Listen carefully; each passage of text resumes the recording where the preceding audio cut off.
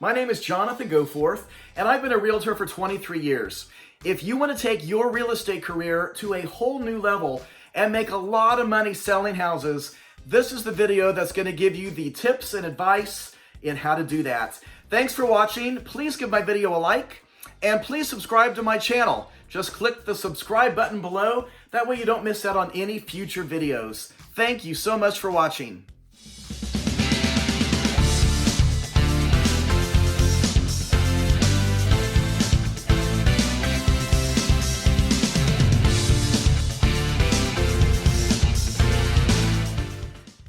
Let's jump right into this video. So we're going to talk about everything that's on this list, and we're going to end up with lead sources. But first, let's talk about your expectations, because this might help speed up your career if we get this more in balance of where it needs to be. When I was first getting licensed, was 23 years ago, I had a job in sales. That company was going out of business. A lot of the other employees were already leaving. I didn't want another job. I wanted to be self-employed. It's hard to become self-employed without a lot of money as an investment. So real estate's attractive. But most people just end up here, like me. It was a last resort. Hardly anybody goes to college to become a real estate agent. Now, I do have a college degree. Never crossed my mind back then that I might end up in real estate. Which is ironic because most realtors I knew back then were loaded. They made a lot of money doing this. They all seemed to drive Cadillacs. They had, even today, Range Rovers, all kinds of fancy cars. Every realtor seems to live in a big expensive house, and I wanted in. But my expectations of what this was, I didn't know what I was getting in for. I thought, I'm going to get licensed. I'm going to join the big broker in town. They're going to give me leads. They're going to give me listings. They're going to give me buyers.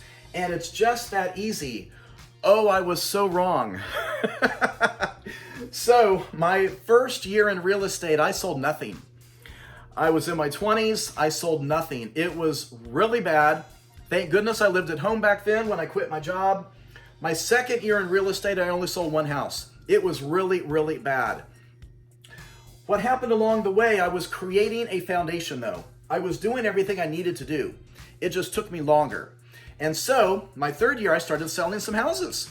By year number 4, I was selling over $100,000 a year. Now, by the peak of my career, the most awesome honor I've ever had was in 2019, just last year. I got to be in Forbes magazine as one of the top market leaders in the country, representing Kansas City. This year, in March of 2020, I am in it again as one of the top 500 agents representing the Midwest of Kansas City. So you can do this. And I know you're frustrated because I was really frustrated in the beginning. It's a lot easier to do real estate now and break into this as a new agent than it was back then. Back then, there was no social media. And there were no iPhones, there was no texting, there was no e-signing. It was hard. It was much more time consuming 23 years ago than it is now. So examine what your expectations are in getting into this, because you need to create a business plan and goals. This is for you. Your broker will help you do it to a point, but watching a lot of YouTube videos will help you more than anything. Get different ideas on what to do. Now I'm going to tell you, here's what my goals were. In the beginning, I just wanted to make a lot of money. That's what I wanted. But now that I have a team of agents, what my goals are, my desire for the agents on my team is to make enough money to pay their bills. If they don't make enough money to pay their bills quickly, they're going to quit. They're not going to be around in 5 years. Now, with a success rate of about 90% failure of all small businesses, so you got a 10% success rate for all small businesses in the country, on average, that don't make it to 5 years. They linger, and then they have to close up by 5 years. Being a real estate agent, similar, because we're self-employed, we're small business owners. I think it's around 87% of what I've heard don't make it to 5 years. Now, maybe 70% quit by year 2. but that's because they don't do what I'm about to talk about. When you do a business plan, which is what I'm doing right now, we're getting ready for 2021, and I'm putting together my business plan of next year. Part of your business plan is how much money you're going to spend. What are you going to do to advertise yourself? You are the brand. And everybody thinks, well, I sell houses. Well, not yet, you don't. If you don't have a whole bunch of clients, you're selling yourself. You are the brand. It's your image. You are the product. All these people out there that you think you're going to go sell all these houses, they're going to use some other agent. They don't even know you sell houses yet. So keep in mind, you are the product. You are the brand, and it's you that you're advertising, or they'll use some other agent. Now, keeping that in mind, the number one thing, this is what your big secret is to this business of selling houses. If you want to sell a lot of houses, you've got to do it with consistency. That is the number one reason right there why most agents fail. They give up too soon. They don't have enough of a hard work ethic. They bring their bad habits from where they just came from at a job. A lot of people are fired from their previous job or multiple jobs, and they're tired of working for somebody else, so they get into real estate where they don't have a boss. I've seen that more than anything as to why agents get into real estate. The problem is their hard work ethic is not strong enough yet. In the beginning of this, I worked all the time. I did everything I was supposed to. It just didn't click at first. But by year 3 and 4, I was making some serious money. Consistency is the key. Consistency is the key to everything in life. If you want to learn an instrument, my kids are young, we're dealing with school at home, COVID is going on, and 5th grade band is completely canceled. There is no band at all for my 5th grader. My 6th grader started band last year. We do band online, off videos. Do you have any idea how hard that is? But he can still learn how to play trumpet. I'm helping him. I'm teaching him how to play trumpet with the videos from the band director for 6th grade. I don't know how to play trumpet. I've never played trumpet before. Now, I was in band, but I will tell you, if you're going to play piano or any other instrument like trumpet, trombone, you've got to do it with consistency. You practice, not every day, but 2 or 3 times a week, you've got to practice. You have to practice. You can't do that once a month and expect to learn an instrument. The number one thing, I think, if you know anyone who has lost a lot of weight and kept it off, those people would make a killing in real estate because they have mastered hard work, they know their expectations, and they are consistent. For months, they know exactly what it takes to be a small business owner. I applaud anyone who has lost a lot of weight and kept it off, because there is nothing harder than that. Consistency. It means a lot of different things. If you're doing open houses, that means an open house, I would think 3 to 4 times a month. You're hopefully doing them on Saturdays and Sundays. You do them until you can't do them anymore. You're so busy, you don't have time to do open houses. Consistency with contacting your name list, your sphere of influence. You contact them over and over and over and over and over. And when you think it's not working anymore because you're so frustrated, you keep going. That's what your expectation is. It's consistency. And that's what I want you to grasp. As you make your business plan, you're going to get frustrated because it's not going to happen fast. Now, there's these one-hit wonders out there that sell 1 or 2 houses quickly, and life's awesome for them.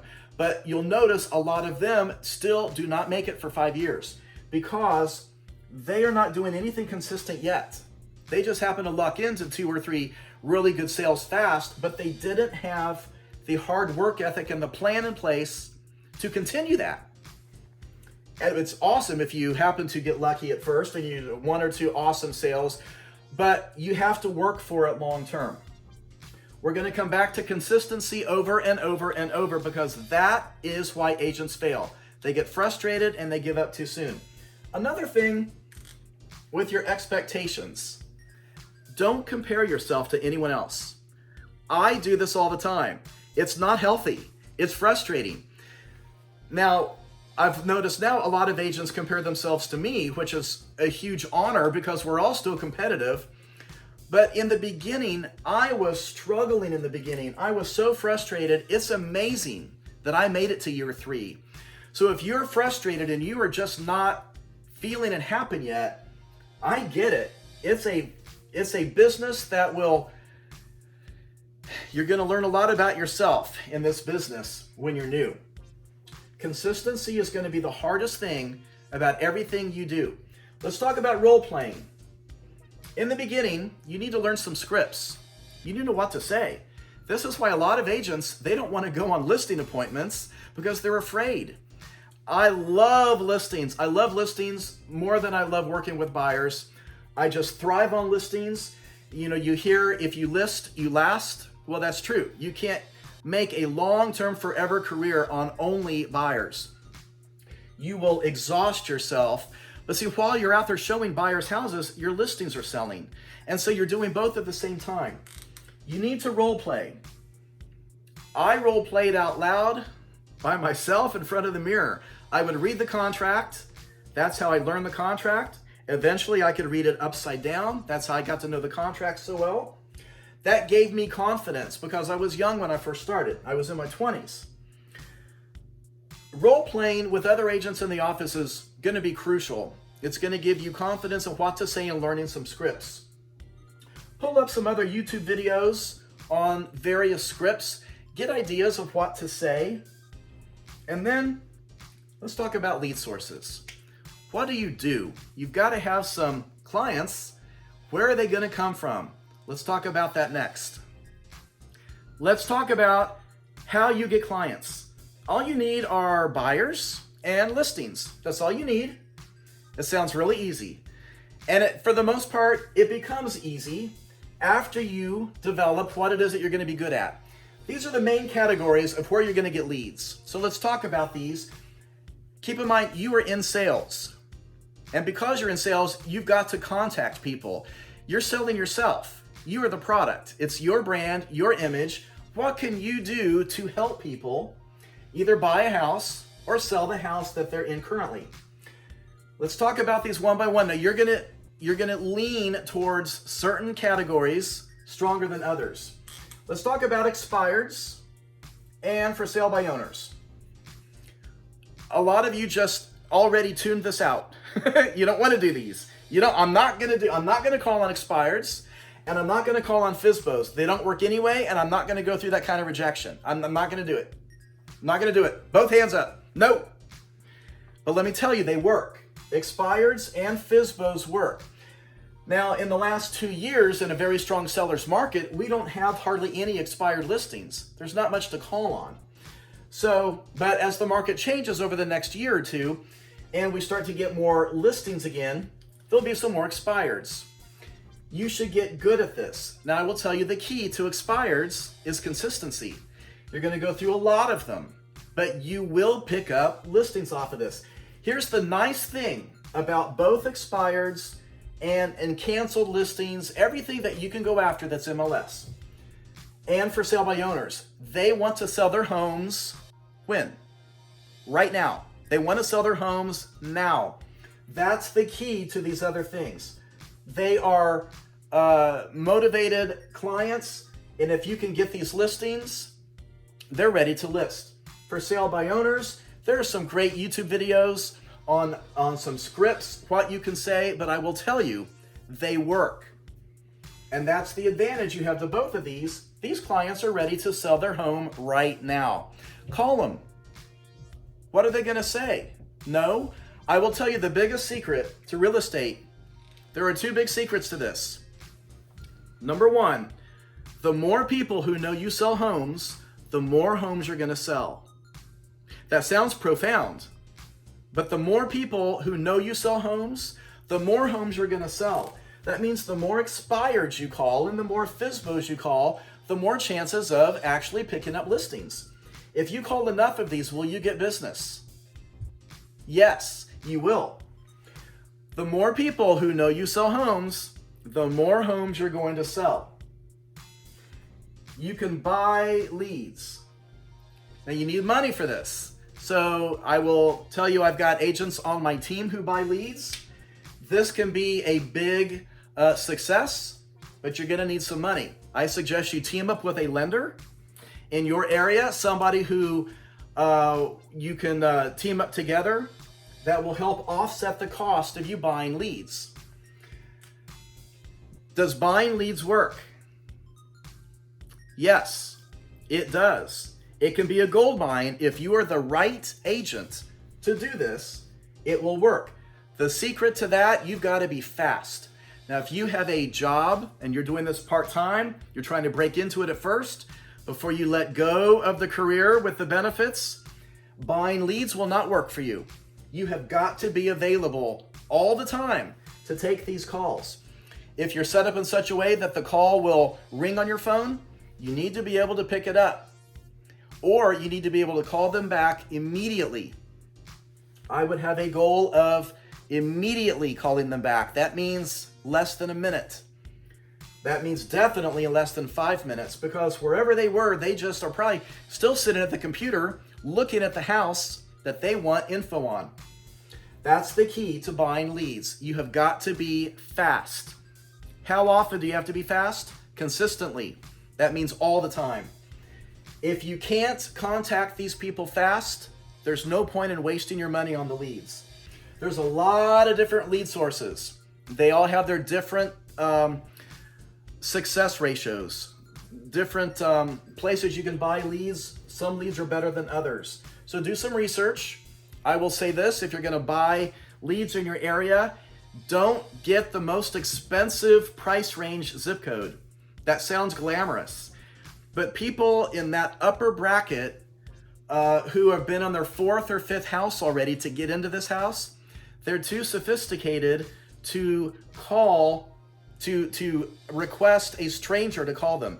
They've got agents they already have agents in that price range. Don't waste your money on those leads. You want something more middle to lower end of the price range of where you live. Most of what you're buying are buyers, and they're gonna have questions. A lot of this, your information. Well, I just found this house. Does it have a fence? Or they're looking at a home in a suburb near you. How many dogs can you have living there? So you're gonna need to figure a lot of these things out, and a lot of this is answering questions. Some people will call you, what does it rent for? You need to know what to say to these people on this call. Well, that home is not for rent, it's only for sale. Have you thought about buying? Are you pre-approved? Have you talked with any lenders yet? Because I can help you with that. Did you know you can probably have a smaller monthly payment if you bought the house than if you rented? You're gonna have these conversations if you buy. These leads are exhausting. You're gonna go through a lot of leads. Do they work? Yes, they do work. Let's talk about your number one source of business. This is it, your sphere of influence. Almost all my business comes from my sphere of influence. I personally don't buy leads and I don't call on these. I've used to in the beginning. I would call my sphere of influence, my circle, the people who know me. That's where it's going to come from. You're going to do this through contacting them. How are you going to contact your sphere of influence? That's the big question. There's only so many things you can do. You can send them mailings. You can call them. You can send them emails. You can send them texts. Or you can send them instant messages through Facebook or social media. That's how you're going to contact them. Now, the question is, and I've got some great videos, you should go through my channel. This is the thing I am the expert on, is my sphere of influence. What I do with them, how I make a huge career off of my name list. So go check out my videos for that. I will attach a video to the video below this. Go down into the remarks of this and click on a couple of videos that will help you do this. This is where your career will end up falling. Eventually, you're going to have past clients, and from those, you're going to get referrals. But you need to market yourself to your sphere of influence and ask them for referrals. You're going to get their personal sales, but you want them to be marketing you to their friends and family.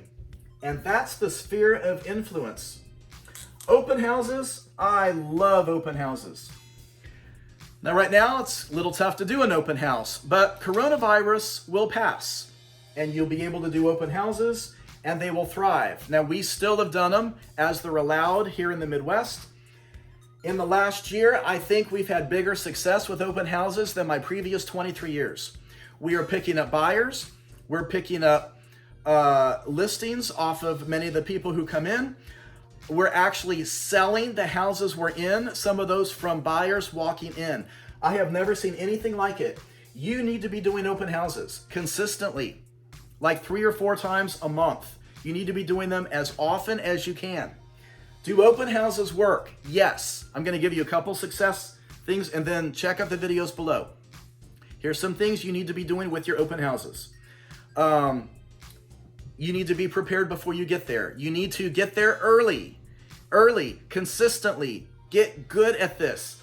Get there like 20 minutes early or 30 minutes early. Get your open directionals in place. You need a lot of them. I put 2 at the front entrance of the neighborhood. I put 2 at the first turn. I want to capture as much drive-by traffic as possible to my open houses. Then you need 1 at each turn to get to your house. I put a couple in the yard, and I've got a tall banner that says open, a big flag that goes in the front yard. Get that set up in advance, because if you're going to be there from 1 to 4, you might have people there at 1 or 5 minutes till waiting to get in. If you're still out driving around putting up pointers, you're late. The next thing with good open houses, you need a flyer about the house. Do not pass out seller's disclosures. You need to read it before you get to that house. If this isn't your listing, know the ages of the furnace and air, hot water heater and roof. Have all that in your head. But if people are really serious about wanting info on that house, you need to get their email address and email them that information. That's a great way to capture a buyer. Something else you need at an open house, you need something about you. In addition to information about the house, a flyer about the house, you need information about you. A flyer about you or something to give out that's kind of your resume. Why should a potential client use you? I have, in fact, I'll pause it right now and I'll show you a couple of the things I have. Here's a few things that you should have with you. If you want to make open houses a big success consistently, you can pass out a flyer. This is one of my previous mailings. You can have some of these for people to take. You could have sports magnets. If you don't have a big sports team in your city, then use local high schools. This is a magnet, and this is a fantastic marketing piece about you because people will keep it, they'll hang it up. And this is a more professional one. I will share with you where I make this because this is a more professional looking piece. This is a trifold flyer. Vistaprint came out with the ability to make these, but you could do it at other websites too. I like theirs because it's very user-friendly. I have information about me. I have family pictures. I show the agents on my team information about me. You're always asking for referrals. You always want to ask for referrals. And then information about me. This is a great thing to pass out at open houses so clients will use you. Now that takes us to social media. Social media can be phenomenal because you have a big circle of influence on that. You might have 200 friends, you might have 1,000 friends, you might have 2,000 friends. Post things about real estate on your social media. That's a great place to get it. If you are doing a open house, get there early enough that you can do a video before the open house starts and then post it on your Facebook page. Are you going to get those people come to your open house? No, it's too late. Your open house is starting. But it's phenomenal advertising about you that you're doing something in real estate. Do videos. Post pictures about real estate. How often? How often do you post? Consistently. Once a week is not enough. I would say 3 or 4 times a week, post something about real estate. If you're doing an open house Saturday and Sunday, post it a couple of times. Your open house is coming up. Then get there, do a video about it. Post that also. There's all kinds of creative things that you can post about real estate. When it's getting cold outside, do a picture or a video reminding people to unscrew their hoses from their water spigots. That's something great. There's all kinds of things you could be posting about yourself with real estate. If you win any award at all from the office, post it. You came in 4th place in a listing contest. You get a sheet of paper. Post a picture. That's something to brag about. Agents who are consistently doing all of this make a lot of money in real estate. So what I want you to do to transform your career is take this information, put together a business plan of what you're willing to do. Do it tonight. Don't waste time, and jump into this.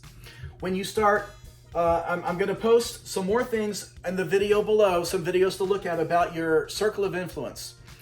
Take your COI list, and I want you to contact them, either through mailings or through calls. I'm going to put a video how you put that list together. Did you know most realtors do not have their name list put together? That's what blows my mind, because that's where most of your business is going to come from. It's hard to do that at first, so you're going to have to put some effort into it. You're going to use probably tax records, and I've got videos below. Please watch those, because that's where your business needs to come from. Do it quickly. Do it later tonight, and then jump into this. Don't waste time. This is the worst thing that agents will do. They spend too much time studying this. They think about it, but they don't do it. They spend too much time, well, I think I could do this and this and this, and then I'm going to role play with somebody next week, and then I probably should put together a listing. Gosh, how do I do a listing? I should probably sign up for some classes next month. Don't wait. Just do it. Throw yourself into it. Most of this business is learning on the job. There's no way to learn everything up front. I still learn things every day, and I've been doing this 23 years. So take that, do it consistently, and jump in and see how many buyers and how many listings you can get over the next 30 days. You will love the income you're going to have in 2021. Thanks for watching my video. Thank you so much. Please give me a like below, and please subscribe to my channel.